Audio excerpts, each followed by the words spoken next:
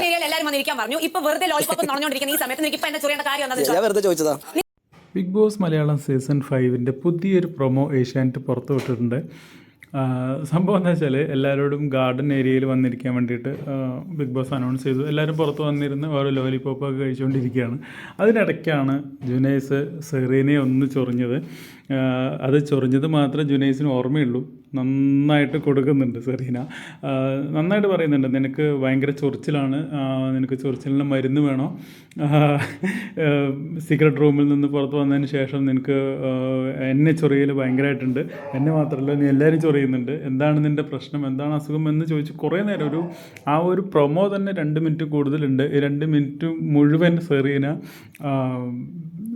ജുനൈസിനോട് ജുനൈസിൻ്റെ ഇപ്പോൾ അവസാനം വന്നിട്ടുള്ള ഈ മാറ്റത്തെക്കുറിച്ച് തന്നെയാണ്, എല്ലാവരെയും ചൊറിയുന്ന ഈ ഒരു മാറ്റത്തെക്കുറിച്ച് തന്നെയാണ് സെറീന ജുനൈസിനോട് പറയുന്നത്. വ്യക്തമായിട്ട് ചോദിക്കുന്നുണ്ട്, നിനക്ക് ചൊറിച്ചിനുള്ള മരുന്ന് വേണോ എന്ന് വ്യക്തമായിട്ട് ജുനൈസിനോട് ചോദിക്കുന്നുണ്ട്.